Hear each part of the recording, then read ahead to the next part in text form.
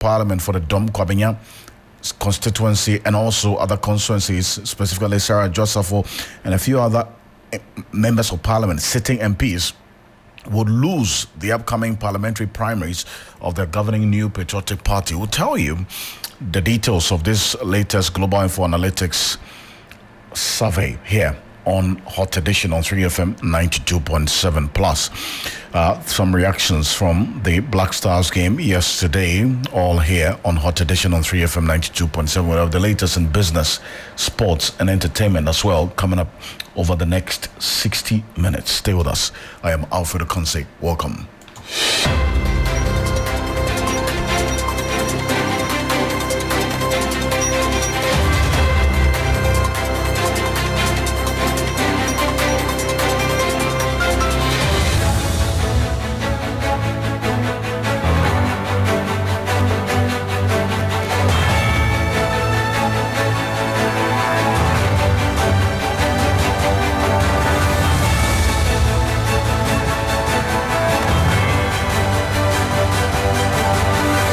Let's get into the details now as we're learning that tensions high in the Boko municipality of the Upper East region following the death of 3 men in the area. 3 persons were said to have finished praying and were taking their rest when they were allegedly shot by the military. But sources from the military say the victims exchanged gunfire with the military, leading to their death. The death toll in the conflict area has shot up to 5 in just 2 days.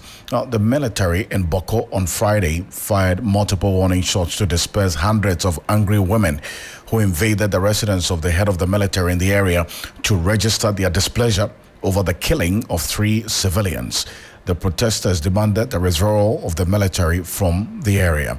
Now, I'll tell you shortly how this has been building up in rather unfortunate fashion, and also the concerns that have been raised as we speak here on Hot Edition on 3FM 92.7. And the Member of Parliament for the Boko Central Constituency, in a statement referencing the alleged killing of the 3 persons, demanded a full-scale open parliamentary inquiry into the conduct of the soldiers and their commanders in Boko. The MP has meanwhile urged the youth to refrain from taking the law into their own hands despite instances of extreme provocation. The devastating effect of the conflict over the years has led to the loss of many lives and the destruction of property running into millions of cedis. Mama Yaga, in an interview with me on Ghana Tonight last night, expressed concern about the conflict now spreading to other parts of the Upper East region. Clearly, the situation in Boko is indeed deteriorating badly, and unfortunately is extending to other parts of the country. A couple of days ago, residents of Boko living in Accra actually engaged in gunfire exchanges.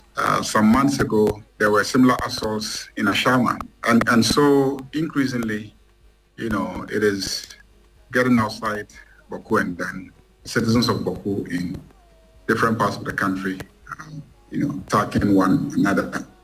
I think that government has to be honest and do the right things to bring closure to the situation in Boko. Running away from the problem, sending soldiers and stationing soldiers in Boko clearly has not solved the problem. That's Mama Yaga there talking about how this matter has been dealt with over the period and the concerns that have been raised about the modus operandi employed by the military there. He touched on an appeal as well to Otumfuo Osei to step into the matter as soon as possible to ensure that something concrete is done. Take a listen. Actors. You have the Nairi, head of the Mampurugu Kingdom, and then you have the Zubrana, who is the head of the Kusa traditional area. Those are the 2 major actors in this, and of course, their followers and their sub-chiefs and their subjects. I believe that these 2 revere, respect, and will yield to the Otumfuo when he engages them So government has referred the matter to Otumfuo to look into it and try and resolve. In all fairness, I put everything at the doorsteps of government. Government has failed the people of Boku. They have been inconsistent in terms of their dealings with the issues in Boku. They say one thing and do another thing. They have never been firm on positions that they have taken on the issues in Boku. And this lack of, candor, this consistent flip-flopping, this saying one thing and doing another thing, is really what has, given room for people to lead us along the road that they have taken that has brought us to where we are. Well, and after really failing the people of Boku, they've shoved off the matter to Otumfuo to deal with. I don't know if they are giving him the right support that he needs to deal with the problem. But be that as it may, the matter is before him, and I have confidence in him and his ability to stamp his authority to get. So that's Mama Yarika as a Boko Central Member of Parliament chatting with me on Ghana Tonight last night. And a number of things have come up talking about the latest. My colleague Castro Signala is a man monitoring the crisis in Boko. He's pitch camped at a safe location to ensure that he's not also caught in a line of fire, but is connecting with us now. Castro, thank you so much for joining us here on Hot Edition. Thank you very much, Alfred. Great. Well, let me also welcome Dr. Victor Doke, who is a lecturer at the Kofi Annan International Peacekeeping Training Center and a security analyst. Dr. Doke, good evening. Thank you for joining us. Thank you very much. Thank you, Alfred. Great. Now, Castro, what's the latest after this news of 3 other persons being gunned down allegedly by the military in Boko? Right, Alfred. So the latest as regarding the happenings in Boko has to do with the fact that hundreds of women have poured in the streets of Boko in a protest against what they described as military extrajudicial killings, and then targeted at their husbands. And so for them, they think that the military should take a relook at their operations and, if possible, move out of the area. Like you rightly stated in the script, the women marched to the military commander, the head of the military in the Boko area, who are keeping the peace there, and then they expressed their grievances to the military, saying that they did not want they don't want what is happening, and to them they believe that the military was working, in support of the other faction, and that the best thing they can do as the military is to be fair or move out of the area. They've also been calling, extending their calls to government and urging government to, deal with the Boko issue firmly, including a number of, interventions, such as taking out the military entirely and leaving them to deal with their own issues, and also taking out the political terrorization of the entire conflict, which for them is not helping matters. And you talk about the politics. Castro, stay with me, because Doctor, I want to take you on that path as to, from your own analysis, how much of an impact or influence the politics, the politicization of this Boko conflict has had in prolonging the matter to this point. Well, Alfred, thank you very much. Now, it is a fact and it's evident, the issue about the politics or the political dynamics with regards to this particular conflict. Now, let's even go to the basics.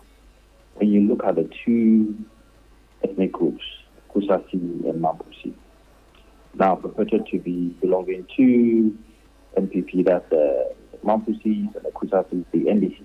Okay?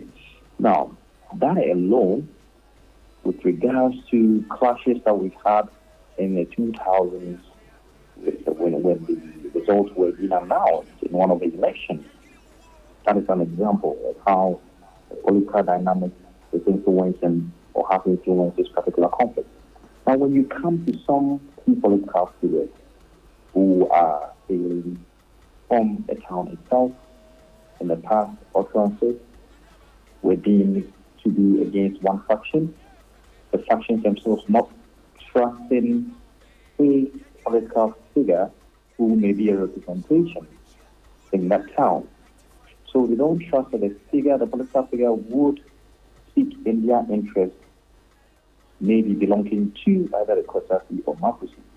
So there's a lot of mistrust in that area. Now let's look at the motives behind or motives of these political figures also. What do they stand to gain if either side should be in charge of the political affairs of the town, be it a representation or whatever? So all these come together to make the whole situation murkier, and then prolongs the situation when we talk about finding solutions or addressing a particular problem. We cannot shy away from the fact that, yes, our political space is evolving. You cannot have an issue or instance where a political party representative would be from either side of the ethnic group that will not be accepted or be accepted. That is a lot to take in by either side. The posture of these political figures also matters very much. So whoever speaks has to make sure he or she is seen as being neutral. Other than that, the conclusion would be that because you are from ethnic A or ethnic B, you are seeking the interest of your ethnic group. And that alone brings a lot of questions in regards to mistrust.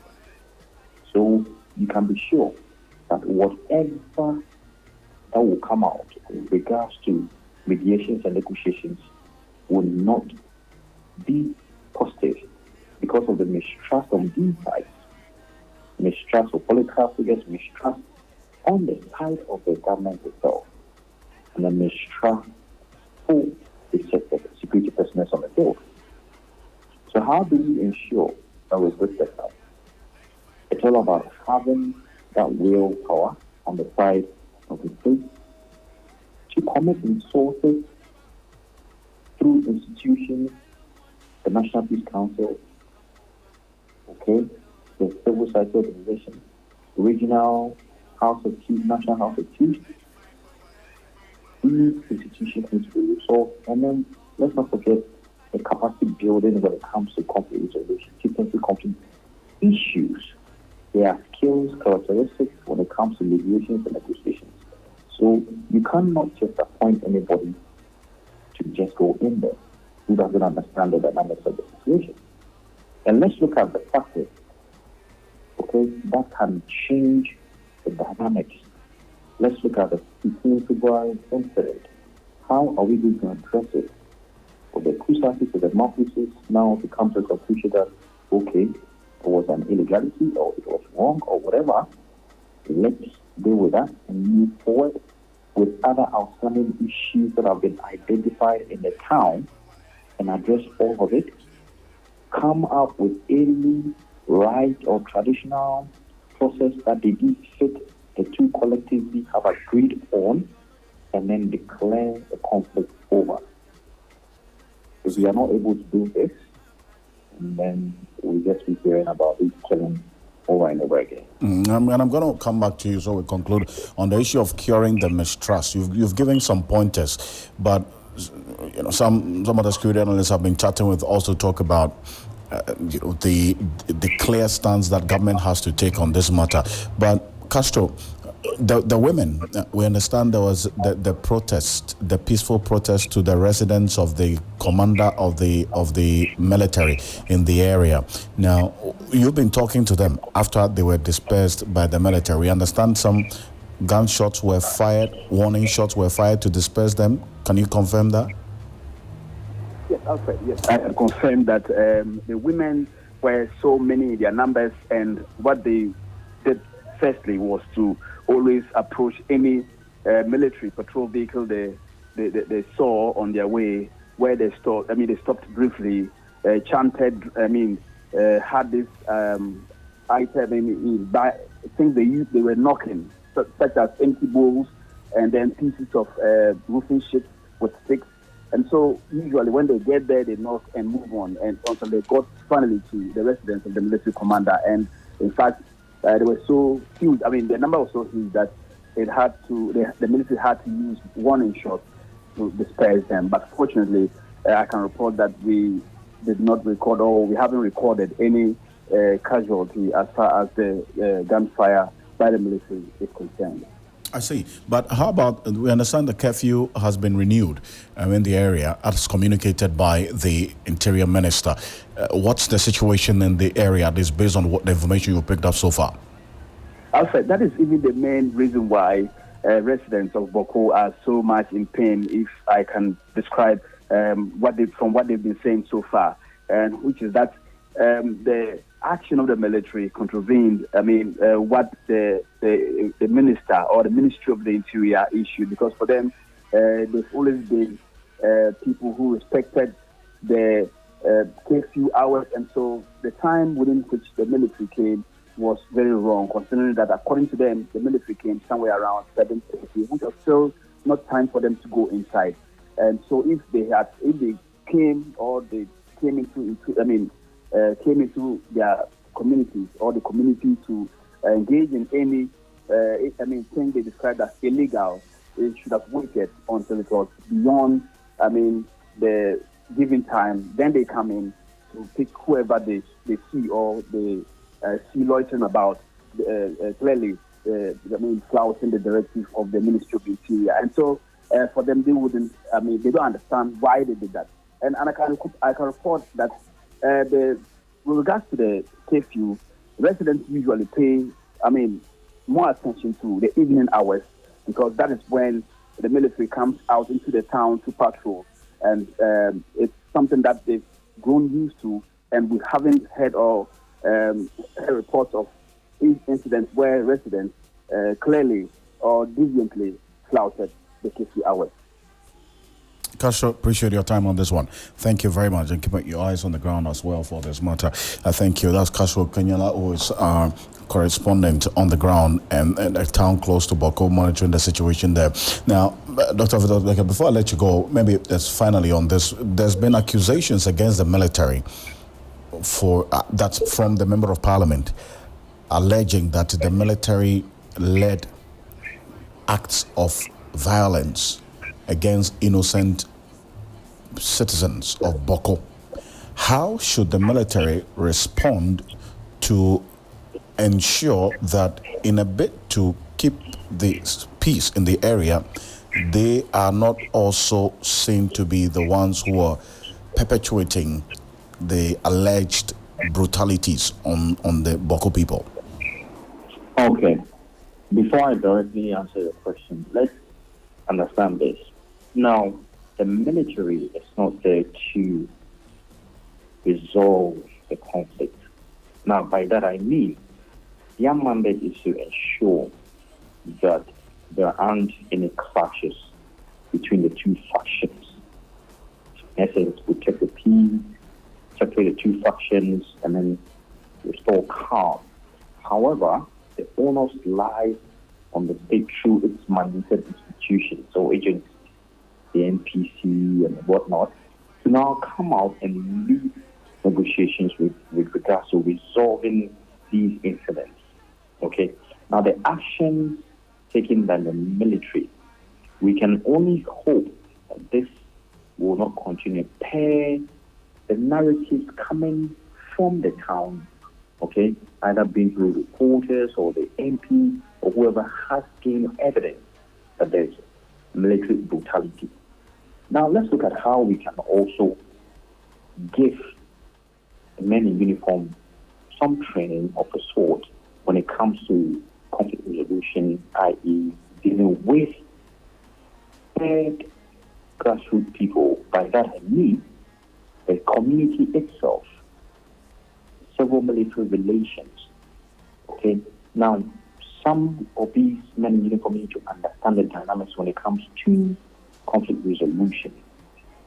Now, the brute force may not necessarily resolve any engagements with these youths or any other groups for that matter. So they need to look at a different approach. So holistically, we all are involved in ensuring that the men in uniform will only take a stance that is neutral as much as possible, and then to enforce, pay the money that they are there, ensure the KPU hours are respected. And then for the two sides to trust them as being neutral as much as possible. The neutrality is where the concern is, and how can that be expressly exhibited without any reason of doubt by the residents, so that in the military's performance of its duties, it is not seen to be either being on one side or the other? To avoid all of this, that's what I'm saying. Those who are mandated with regards to conflict resolution should be seen to leading negotiations. Okay. Now, when you have a military coming in every kind of situation, then you would expect that either they will be overwhelmed, okay, to call the situation. The only means they know best is to give some warning shots. And unfortunately, people will be harmed. So if we don't have mandated bodies going in as quickly as possible to handle such situations, then you and I would expect that the police or the military will be the harmed. Okay? Now, even if that happens, what then do we expect? That those who are mandated to take care of the situation should come in quickly. But we don't see it happening. What we see is the police or the military, first-hand respondents, and then the issue is left. So we hear another shooting, and again before people who are mandated with regards to conflict resolution come in. And in that case, what do you expect the security services would do? Now, we need some sort of sensitization and education on either part, how to restore relations, how people can trust them. We should encourage people to know the effects, okay, of carrying arms, of going against the law. People have the right to demonstrate. Now, what is the law saying with regards to demonstrations that will not result in the death of any citizen? That is what we need to do. Dr. Alfred Ocansey, appreciate your time as always. Thank you so much. Thank you very much. Dr. Alfred Ocansey is a security analyst, lecturer at the Kofi International Peacekeeping Training Center here on Hot Edition on 3FM 92.7. But away from that, incumbent Member of Parliament for the Dom Kwabenya constituency, Sarah Jok Safo, is likely to lose the upcoming parliamentary primaries of the governing New Patriotic Party. That's according to the latest poll by Global Info Analytics, with barely a week to the crucial election.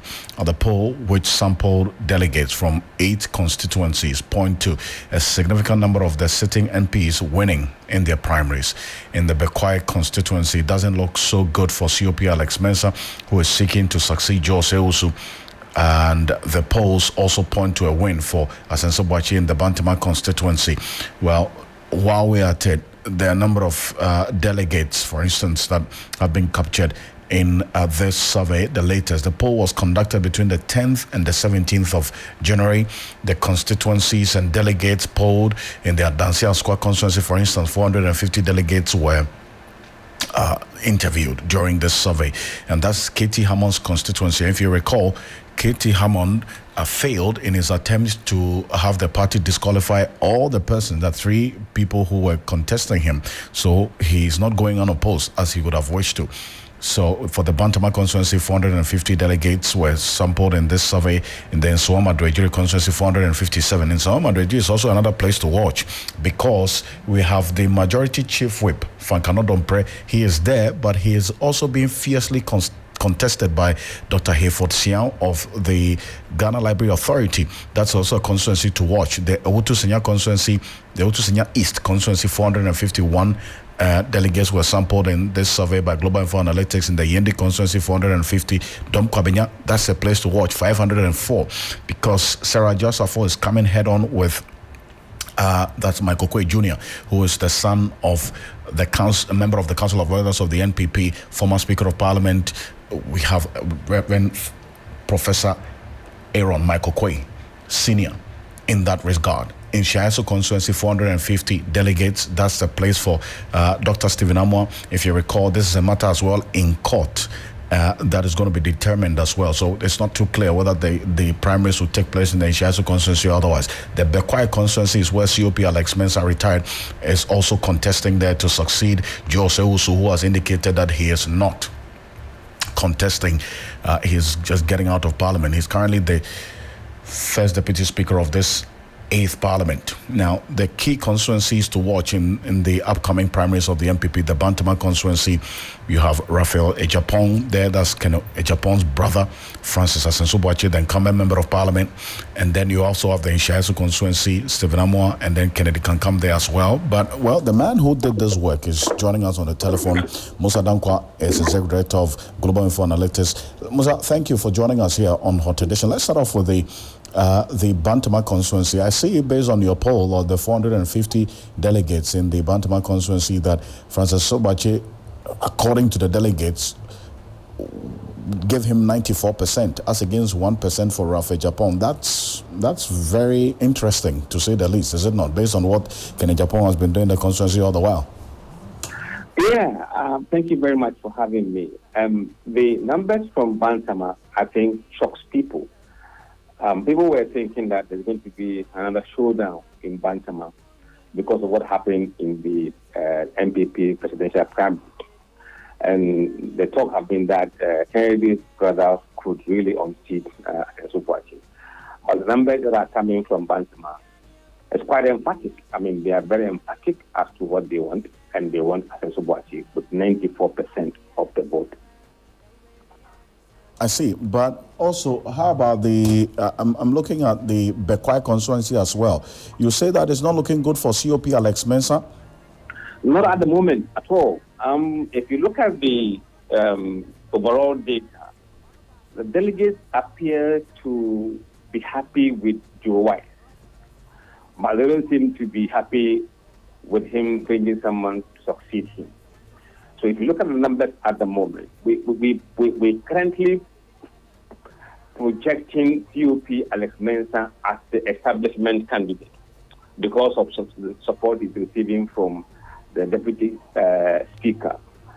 And for that matter, if you look at the numbers from the choir, RAF is on 20%, COP Mensah on 11%, 21% are undecided, and another whopping 48% will not disclose. Per the experience we experienced in the MPP presidential primary, the undisclosed delegates usually vote against the establishment candidate. And for that reason, we believe that Ralph would get significant chunk of that number, and that could put him on top on election day. I see. That's pretty interesting. Taking into consideration the fact that Jose also, you say the constituents like him, the delegates like him, but then they don't like his anointed one, the one he is bringing as his chosen one to succeed him. What could have been accounting for that? You know, if you look at the data that we got, for those who rate Jose Sewusu excellent, 25% of those people are voting for Raf.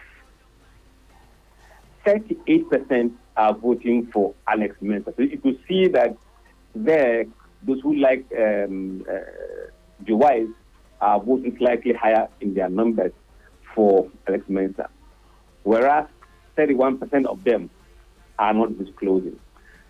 And for those who said he's done very good or good, 18% are voting for Raf, 10% are voting for COP, 52% of them are not disclosing, and 19% are undecided. So clearly, they like Joe White, but they don't like what he's bringing. And we also understand that the former MP that Joe White unseated is related to the young gentleman, Ralph Poku. So it's like a rematch between Joe White and the former MP. While Joe White is supporting COP, Alex Mensah, the former MP is backing his nephew, we understand, Ralph Poku Dusay. Well, one area that a lot of people are not too surprised about after the survey details that you released not too long ago is the Dom Cavagna constituency. So you say based on the survey that Sarah Josepho may lose this primaries, all things being equal, if elections took place between 10th and 17th of January.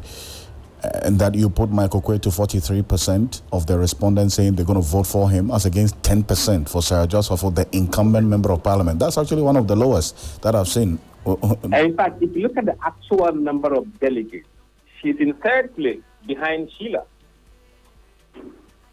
So Ajosafo is in real trouble in Domi Kwabenya. And I think her performance is because of what she put the person through last year. And even though some say she's done averagely well or very good, 29%, they don't want to see her in parliament. You don't want to see her? No. But she's very confident, at least. She's been talking to journalists, saying that the constituents really love her, and they are the ones who are actually even imploring on her to contest.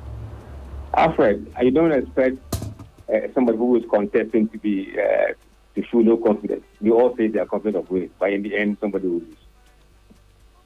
I see, but how about those who would also make the challenge that there's a lot that happens on election day, which could change the dynamics of this survey and obviously what the conclusions that you make to them.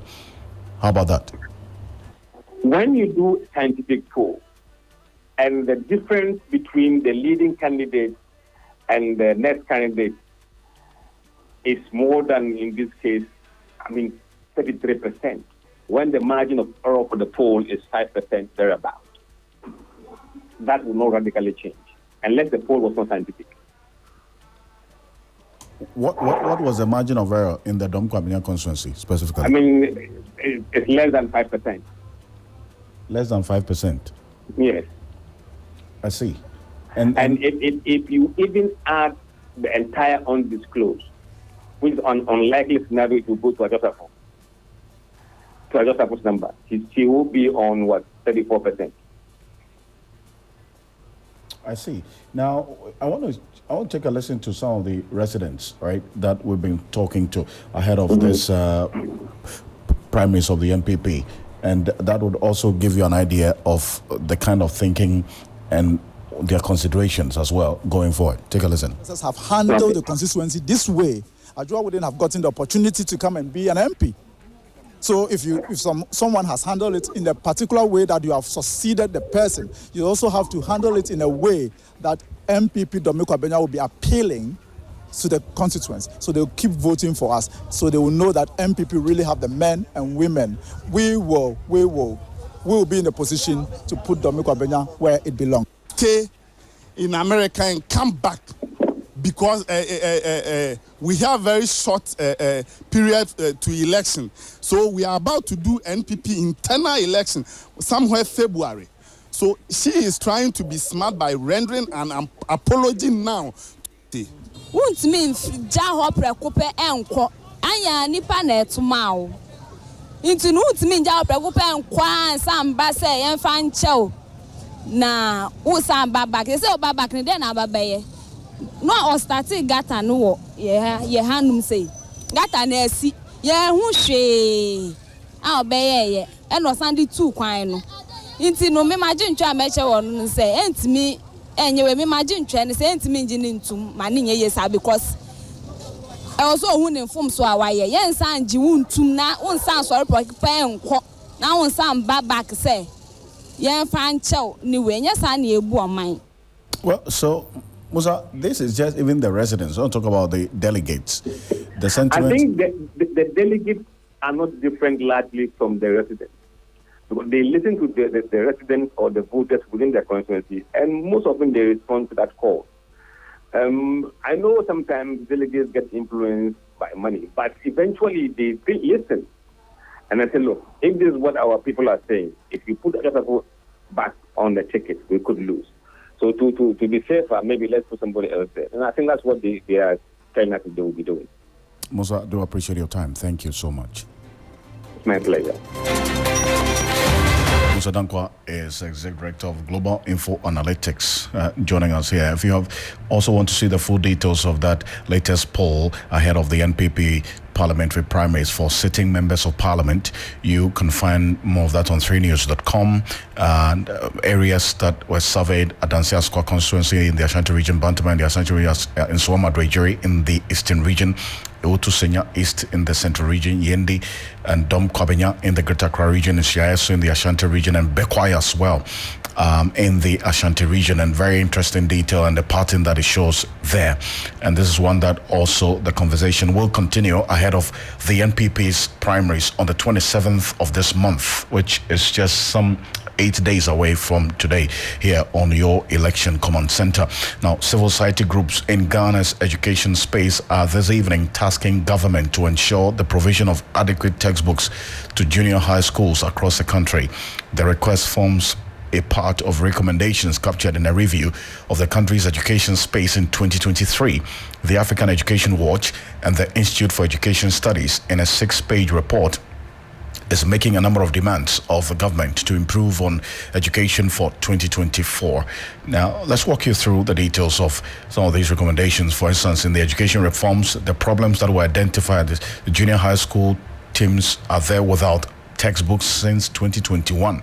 The recommendations have been that government should provide textbooks for all schools, and the unavailability of desks as well in basic schools across the country was identified. And there's been a recommendation as well by these CSOs. But Kofi Asari is one of the leading members of the civil society groups in the education space. He's the executive director of the Africa Education Watch.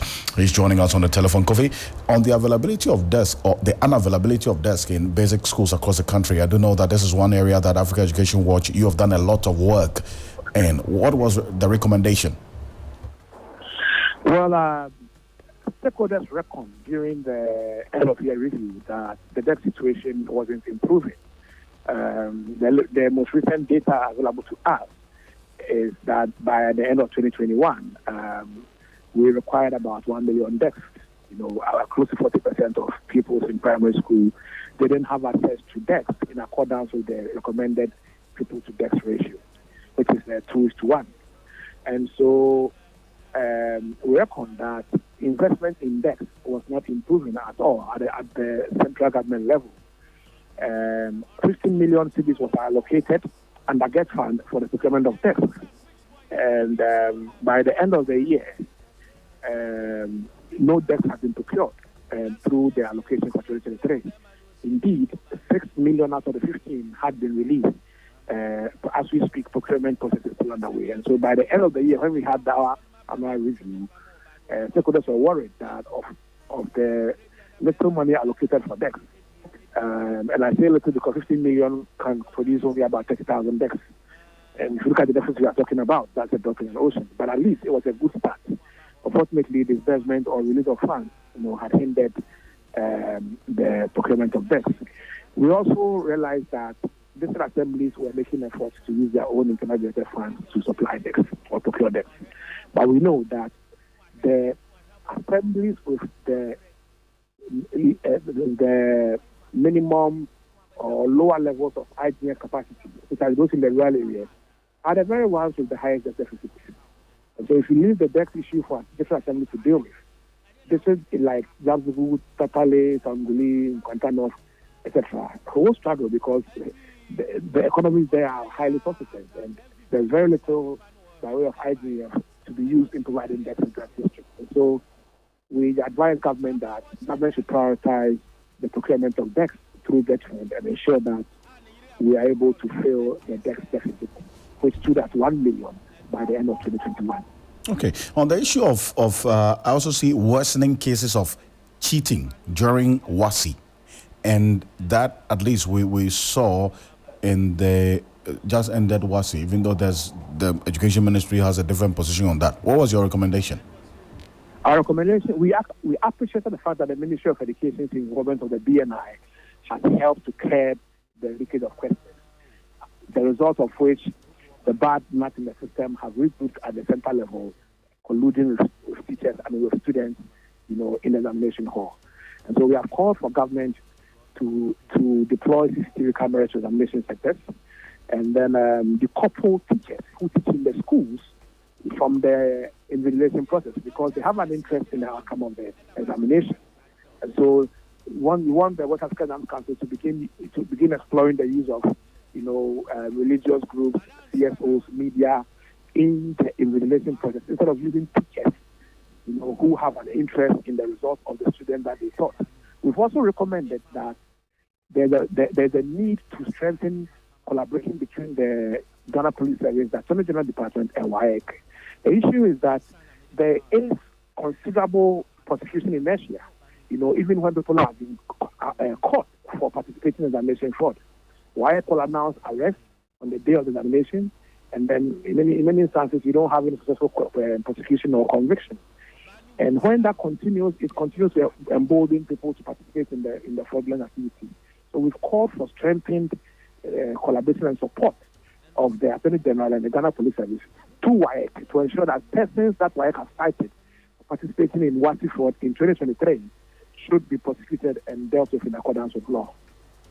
See, but also that does not answer the question about the motivation factors, does it not? Because yes, this approach of bringing in the BNI and so on may have chalked some successes, but the fundamental issue of the incentive, what incentivizes people to even get engaged in the process of the examination malpractice, and then also that leads to the cheating, that has to be addressed separately, isn't it? Exactly. Demand side incentives is money. The bad teachers involved in this particular activity do so because of money. It's a big business. You can make more than your whole month, your whole year salary within an examination period of 2 weeks or 3 weeks by engaging in this illicit activity. And so the way to quench that incentive is to ensure that teachers, when caught for participating in this particular activity, are dealt with decisively. In fact, the stakeholders recommended that the licenses of teachers who are caught for participating in examination fraud or malpractice or colluding with students should be withdrawn.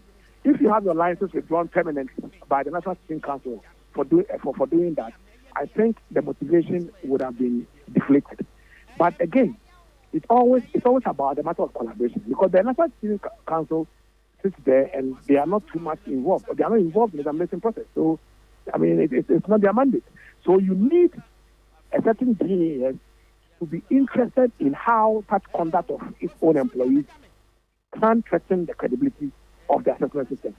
So the GES will have to bring in the NTC, the National Teaching Council, and collaborate with them together with WAEC and ensure that teachers who are found culpable of participating in examination fraud are not only suspended or cautioned or, given, dismissed as per the GES Code of Conduct, but they have their licenses withdrawn permanently. I'm sure if we do this, if all teachers commit not to participate in examination fraud, there is no way students alone can undertake that enterprise. So we hope that the three agencies, the NTC, the GES, and WAEC, will work together and ensure that licenses are revoked.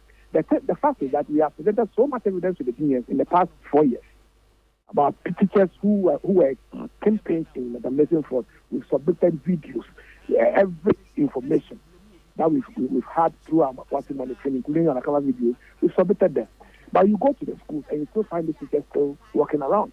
And so we need the three agencies to collaborate, WAEC, NTC, and then the GES, so that action can be taken on this. If the action is taken today on people who did all these actions yesterday, I'm sure that tomorrow, any teacher who is contemplating to participate in this fraudulent activity will think twice. On the side of the students is the mobile phone. Once we are able to ensure that the mobile phone ban is enforced, mobile phones are not in use in or around the school environment, according to the ban of GES, it will be difficult for them to participate in this enterprise. So we need to differentiate all these two motivating factors. And I'm sure, given the role that the citizens are playing, ensuring that the questions don't leak, we should be able to sanitize the system. Kofi, appreciate your time. Thank you very much. You're welcome. Kofi Asare is Executive Director of Africa Education Watch. This is Hot Edition. Juliana Menofo is standing by with the latest in the world of business right after this quick break. Stay with us. From the Victoria Falls of Zimbabwe, the Table Mountains of South Africa, the pyramids of Egypt, the enchanting landscape of Zanzibar, to the breathtaking view on top of Mountain Kilimanjaro, we say Karibu, Sendezua, Ikabo, Akwaba. Come with me on an enlightening journey through Africa on Beats Africa on 3FM 92.7. Together, let's uncover the hidden secrets of our beautiful continent, what makes us diverse, unique, and a major stakeholder to global development. I'm Miriam. Join me and my exciting guest on Beats Africa every Sunday from 3 to 5 p.m. on 3FM 92.7. Morocco, we don't know what is yam. When I came here, I was like, this is yam. I was like, what is this?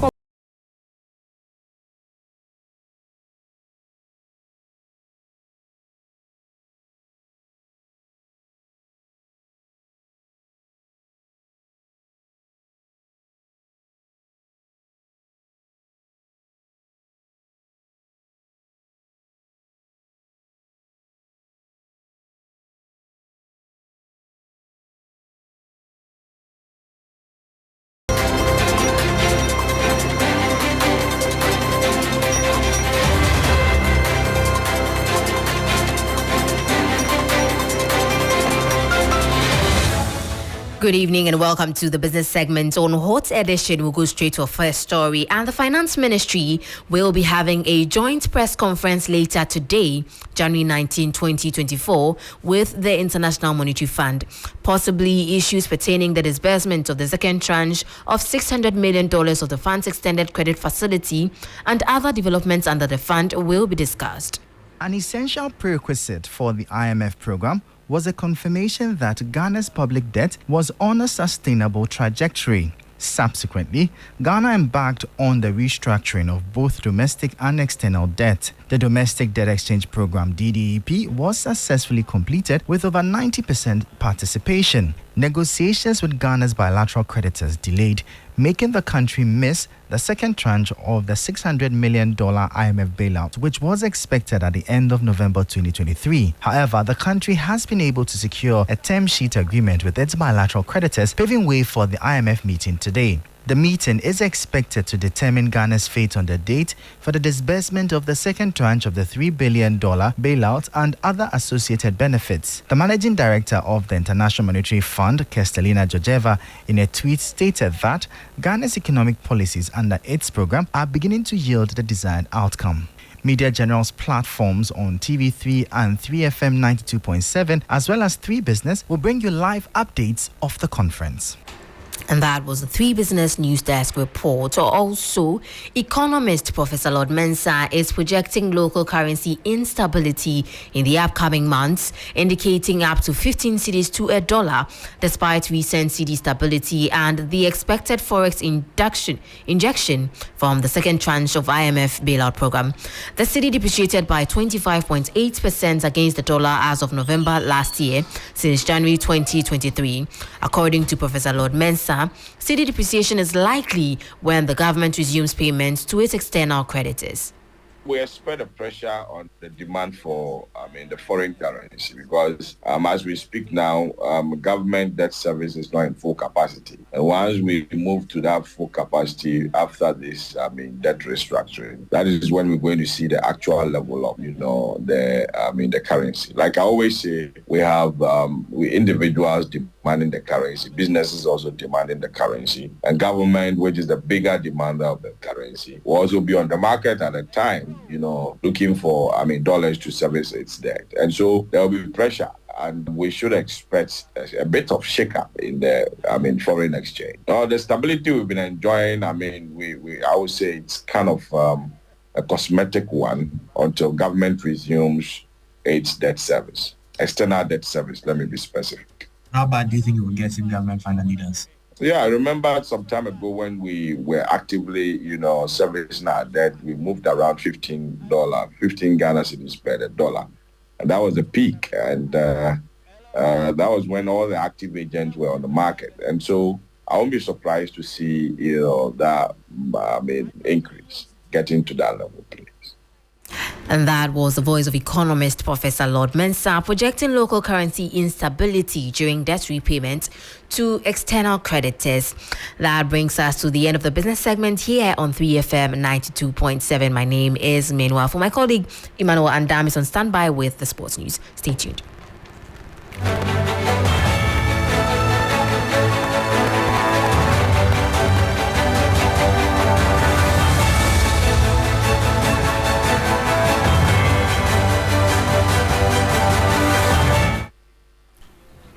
Good evening, it's time for Sports on Hot Edition. My name is Emmanuel Andam. We start from the Black Stars camp where Chris Hughton has reacted to his decision to substitute Usman Bukhari during the Black Stars game against Egypt.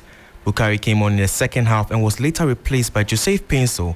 The decision to substitute a substitute raised eyebrows, and here's what Chris Hughton had to say about that controversial call. We like Osman Bukhari a lot, and we have a lot of faith in him. I have to make decisions on the bench for what I see.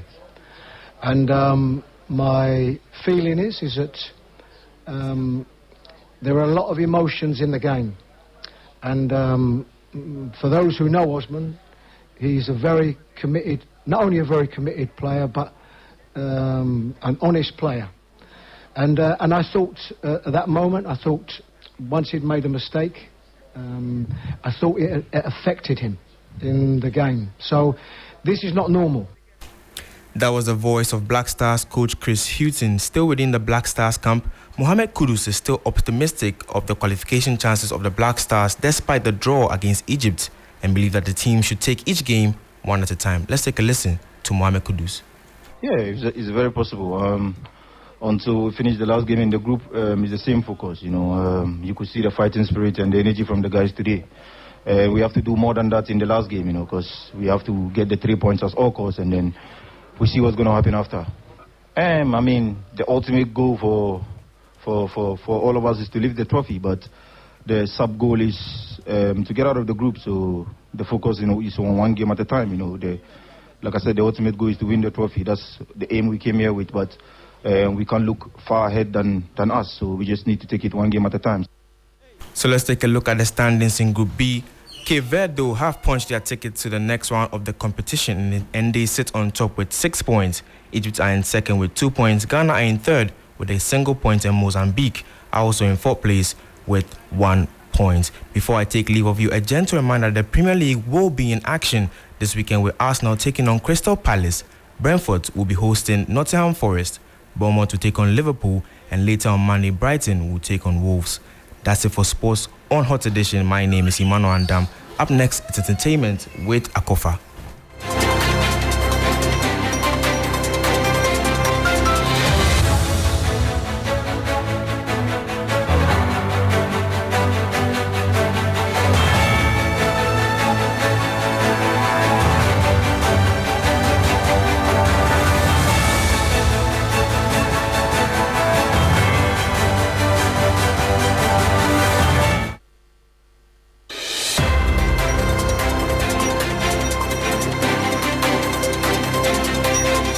Thank you for staying with us. You're still tuned in to Hot Edition on 3FM 92.7. It's now time for the entertainment news segment powered by 3 Entertainment. My name is Akofa.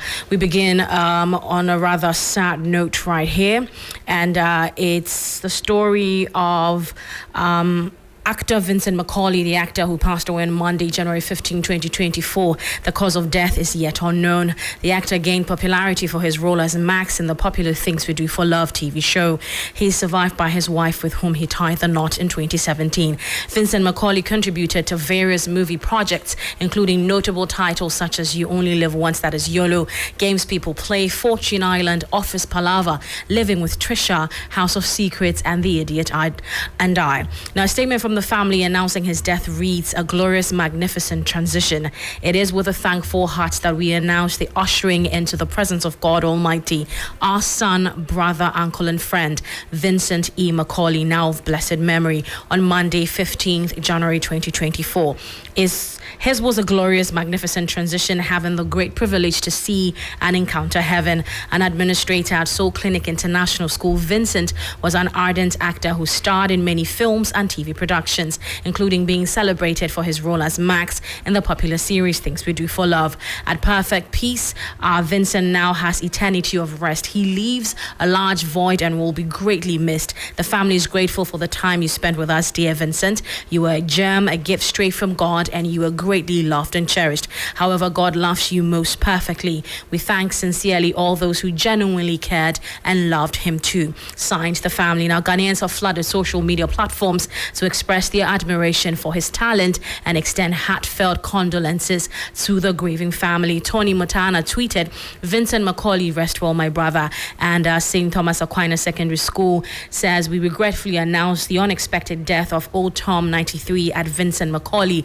May the angels receive your soul and present it to God the Most High. Rest in peace." Now, finally, before I go, let's turn our attention to the international scene. 2 Madonna fans are suing the U.S. singer for being late by more than 2 hours for a show last month in New York. That's according to court documents. Now, they state the show was meant to start at 20:30 Eastern Time on all 3 nights, but in each case, it did not begin until after 22:30. That was like the program ended up way earlier than the usual or expected time. Now, the case brought by Michael Fellows and Jonathan Haddon states that many ticket holders who attended concerts on a weeknight had to get up early to go to work and or take care of their family responsibilities the next day. They are suing promoter Live Nation and venue the Barclays Center for, quote, false advertising, negligent misrepresentation, and unfair and deceptive trade practices. Now, the court papers also say Madonna has a long history of arriving and starting her concerts late, sometimes several hours late, citing examples including her 2016 Rebel Heart Tour, her 2019 to 2020 Madame X Tour, and prior tours where Madonna continuously started her concerts over 2 hours late. Now, the plaintiffs are suing for unspecified damages. Now, when the story broke, a lot of Ghanaians on the timelines were suggesting or talking about the incident and the debate about the fact that if this is to happen here in Ghana, a lot of artists will definitely find themselves at the other side of the law. They will be sued by their fans, because there have been instances where people have gone to experience a particular artist. They've been there for a while, only to find out that the artist is either not showing up or is showing up way later than they had already publicized. And that's how we end the entertainment news on Hot Edition, powered by 3 Entertainment. My name is Akofa. Thanks for your time. For more news, log on to 3news.com. I am Akofa, and the 3FM Drive team continues.